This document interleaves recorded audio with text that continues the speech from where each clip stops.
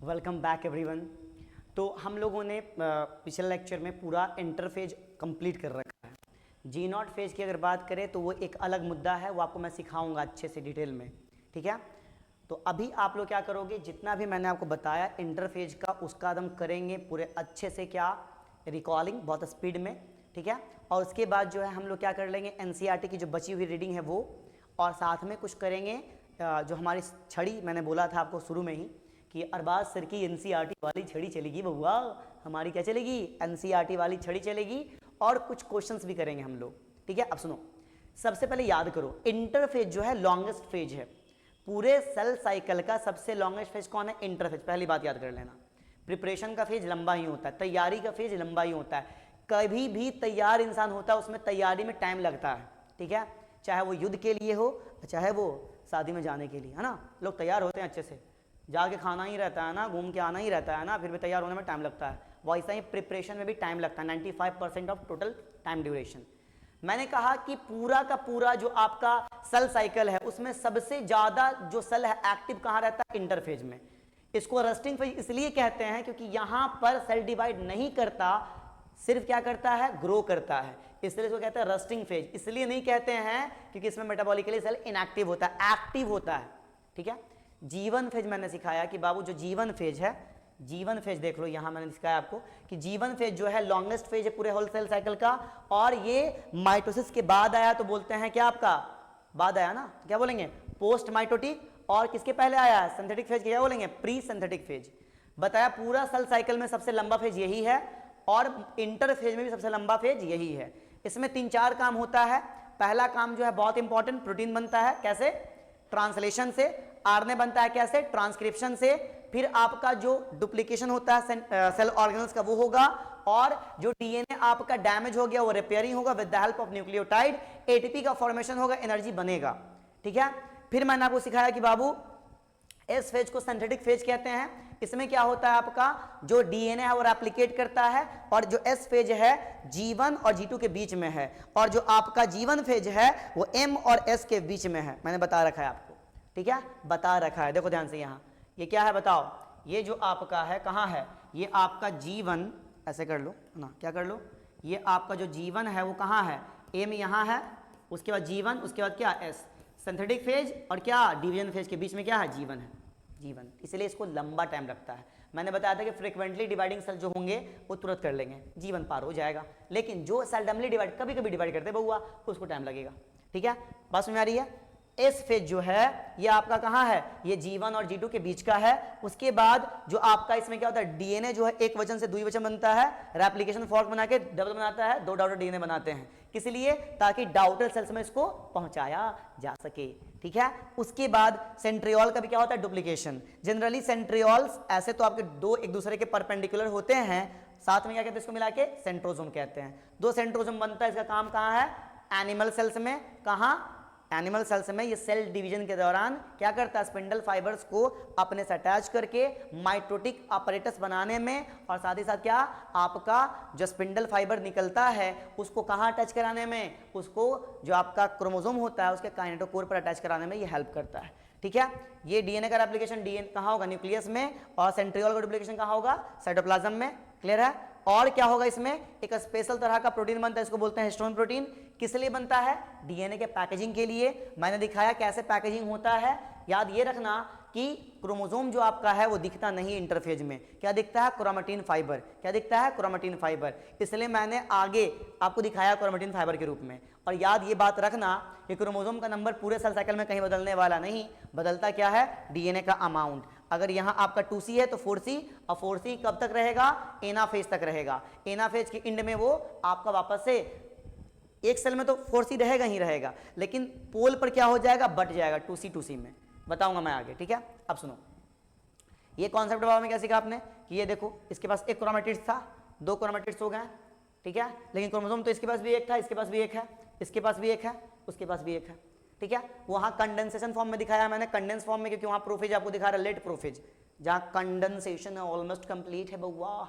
M phase में जो condensation है वो ऑलमोस्ट कंप्लीट कहां दिखता है, लेट प्रोफेज में। और पूरा कंप्लीट कहां होता है, आपका शुरुआत वाला जो ट्रांजिशन मेटाफेज होता है वहां पर दिखता है। तो दिखाया मैंने क्रोमेटिड्स का नंबर तो डबल हुआ यहाँ, लेकिन यहाँ आपका डबल रहेगा, कोई दिक्कत नहीं है। लेकिन यहाँ क्या होगा आपका, बात समझिए ध्यान से, यहाँ क्या होगा, क्रोमोसोम एक है तो एक रहेगा, एक ही जाएगा। डीएनए अमाउंट डबल हुआ है, वही आपका बटा है क्रोमेटिड्स के फॉर्म में, याद रखना है। क्रोमेटिड्स के फॉर्म में क्या हुआ बाबू, बटा है। आइए सुनिए, अब है उसके बाद G2 फेज। इसमें क्या सीखा आपने कि ये ग्रोथ 2 फेज है, गैप 2 फेज है, ये आपका प्री क्या है, माइटोटिक फेज, और पोस्ट क्या है, सिंथेटिक फेज, बाद में आया है। ठीक है, देखो मैंने दिखाया इसको, ठीक, मैंने बताया क्या कि इसमें होता क्या है, मेनली आपका जो काम होता है प्रोटीन बनता है, उसमें भी कौन सा मेन प्रोटीन, ट्यूबुलिन प्रोटीन, है ना, किसके लिए, माइटोटिक ऑपरेटर्स बनाने के लिए, और क्या बनाने के लिए, स्पिंडल फाइबर, जो काम देगा एम फेज में। कहां देगा काम, एम फेज में, ठीक है। और क्या होगा, जो आपके सेल ऑर्गेनल्स जीवन में डुप्लीकेट नहीं किए थे बाबू, वो यहां करेंगे। जैसे कि कौन, जैसे कि आपका माइटोकॉन्ड्रिया, जैसे ये कौन, प्लास्टिड, और जैसे ये कौन, गोल्जी बॉडी। क्लियर है। अब आओ, अब हम लोग क्या करने वाले हैं, चलाने वाले हैं थोड़ा सा आपका एनसीईआरटी। देखो कहा मैंने क्या, मैंने पहले भी कहा था आपको, फिर भी कहूंगा, बार बार कहूंगा, एनिमल सेल्स में एस फेज में क्या होता है, डीएनए का रेप्लिकेशन होता है, न्यूक्लियस में, बात सही है। लेकिन सेंट्रियोल का डुप्लीकेशन कहाँ होता है, ये होता है आपका साइटोप्लाज्म में, मैंने अभी दिखाया, पहले भी बता रखा हूं। और G2 फेज में मैंने क्या सिखाया, प्रोटीन बनता है ना, और किसके लिए बनता है, ये माइटोसिस के लिए, और ग्रोथ कंटिन्यू रहेगा, ग्रोथ कंटिन्यू होता रहेगा, कोई दिक्कत नहीं है।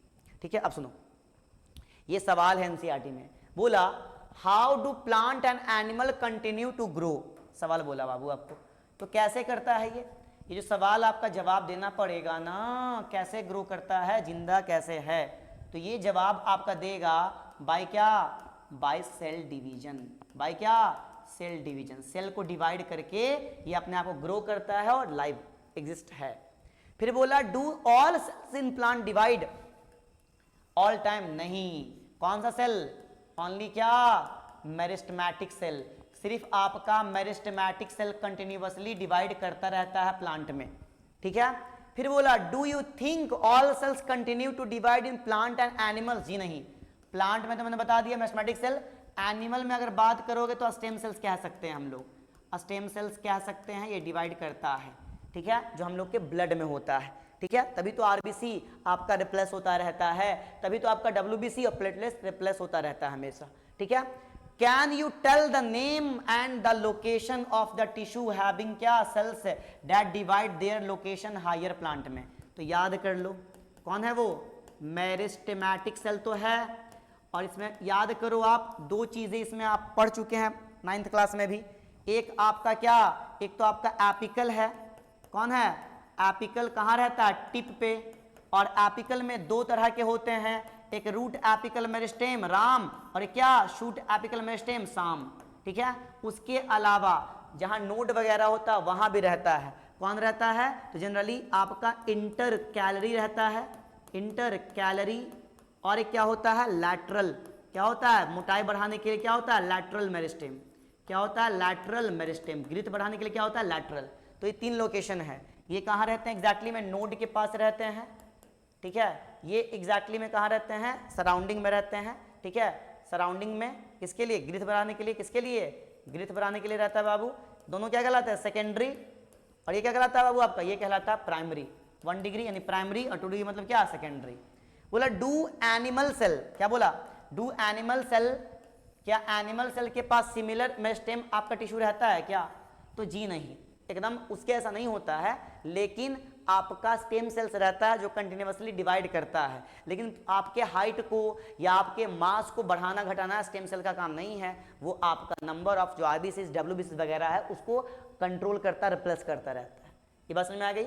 आइए एक और सवाल आपका, चलिए देखिए, ये देखिए बाबू, ये एक मिनट, ठीक है, थोड़ा स्लो काम कर रहा है, कोई दिक्कत नहीं। देखो, you have studied mitosis in onion cell, कहा कि करो, है ना, रूट में देखो गया, अगर 16 क्रोमोसोम आपको नजर आ रहा है सेल में, तो बताओ कि कितने क्रोमोसोम आपको नजर आएंगे सेल में, कहा, जीवन में, तो जीवन में भी कितना नजर आएगा, 16 ही नजर आएगा।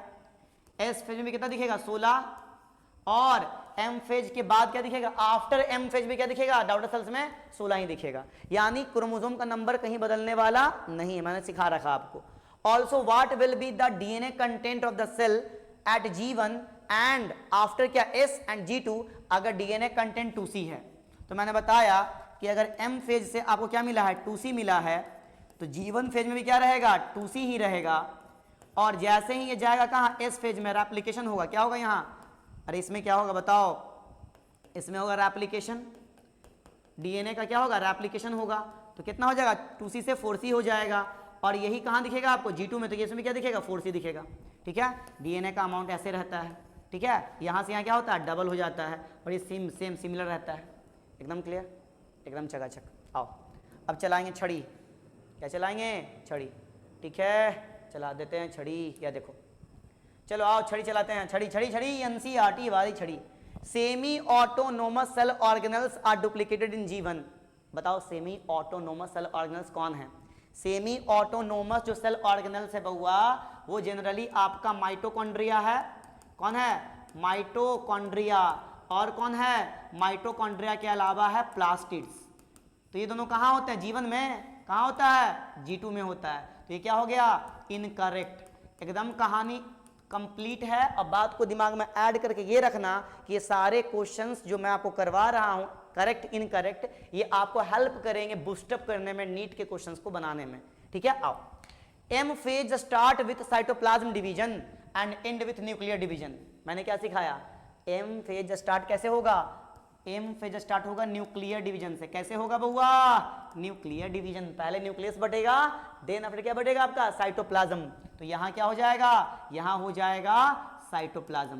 तो ये भी क्या स्टेटमेंट, गलत। और सुन लो, मानते हैं 2025 में क्वेश्चंस बहुत इजी वे में आपको नजर आ रहे होंगे। तो याद रखना, जिस चैप्टर में आपको हल्का क्वेश्चन नजर आ रहा है, इजी नजर आ रहा है, अगले साल उसमें हार्ड करेगा।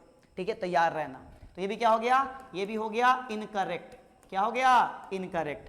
अब आओ, DNA duplication occur in cytoplasm of S phase. क्या साइटोप्लाज्म में होता है, कहां होता है, न्यूक्लियस में। ठीक है, ठीक है, कोई दिक्कत। तो ये भी क्या हो गया, इनकरेक्ट। इनकरेक्ट दिख रहे हैं इसलिए बार बार, क्योंकि आपका क्वेश्चन वैसे ही फंसाता है नीट में। ठीक है, अब आओ, RNA synthesis occurs in cytoplasm in G1। ये बात सही है, ये बात सही है, ये बात क्या है, एकदम करेक्ट है। ठीक है, आरएनए आपका कहाँ बनता है, न्यूक्लियस में बनता है ना। यहाँ क्या दे दिए, साइटोप्लाज्म, तो करेक्ट हो जाएगा। नहीं भैया, इनकरेक्ट। कहाँ होगा ये, न्यूक्लियस में। आरएनए डीएनए कहाँ बनता है, न्यूक्लियस में। ठीक है, protein synthesis occur in cytoplasm in G1। ये क्या है, करेक्ट है, इसमें कोई दोहराई नहीं है। अब आओ, histone protein are synthesized in nuclear. बात क्या हो जाएगी, गलत। यहाँ क्या हो जाएगा, यहाँ हो जाएगा साइटोप्लाज्म। कोई भी प्रोटीन बनेगा कहाँ बनेगा, साइटोप्लाज्म में बनेगा। ठीक है, G1 में बनता है, इस पेज बनता है, ये बात सही है। ठीक है, ये बात सही है, लेकिन ये क्या होगा, गलत। तो क्या हो जाएगा, ये इनकरेक्ट। लास्ट है, 1 मिनट। क्यों भाई इतनी बदमाशी क्यों कर रहे हो हमारे साथ, सुनो। अब आओ, लास्ट है, centriole duplication occur in cytoplasm in plant cell. कहाँ होता है, एनिमल सेल होता है। तो ये भी क्या हो गया, ये भी हो गया इनकरेक्ट। तो मोस्ट ऑफ स्टेटमेंट क्या इसमें, इनकरेक्ट। अब ऐसे ही 5-6 स्टेटमेंट दे देगा आपको, बोलेगा करेक्ट चूज करो, ABCD दे देगा ऑप्शन में, तो पकड़ लेना आप। यो, आप तो पकड़ने वाले हो ना, आप क्या हो, आप एकदम झकास बच्चे हो। आओ आगे बात करते हैं। अब जो है ये क्वेश्चन आपका है, 1-2 क्वेश्चन है इजी वाले। देखो, a cell organelle which is exclusively found in animal cell. तो बताओ कौन पाया जाता है, अरे कौन है वो, ये है सेंट्रियोल्स। तो सेंट्रियोल्स जो आपका है, कहाँ होगा फेज इसका, कहाँ होगा डुप्लीकेशन, एस फेज में। अरे इजी है बाऊ, इजी है बाऊ। आओ, DNA application in bacteria, bacteria occurs. देखो अब मैं बता रहा हूँ, डीएनए का एप्लीकेशन जो बैक्टीरिया में होता है, एग्जैक्टली में वो किसके लिए होता है, फिजन के लिए होता है। वो ना तो किसी फेज में होता है। बैक्टीरिया में क्या होता है, no phase, no phases of cell cycle, no phases of cell cycle occurs. Cell cycle का जो फेजेस है पाया जाना, वो यूकैरियोटिक का कैरेक्टरिस्टिक्स है, प्रोकैरियोटिक का नहीं। ठीक है, तो कंप्लीट किया आपने क्वेश्चंस बहुत बेहतरीन तरीके से। हमारी चली क्या, एनसीईआरटी वाली छड़ी। आपने एनसीईआरटी का रीडिंग भी कर लिया इंटरफेस तक का। अब अगले लेक्चर में हम लोग मिलेंगे, आगे के क्लासेस को कंटिन्यू करेंगे, यानी एम फेज को स्टार्ट करेंगे, है ना। तो मिलते हैं अगले लेक्चर में, तब तक के लिए thank you, best of luck, energetic रहें, बने रहें।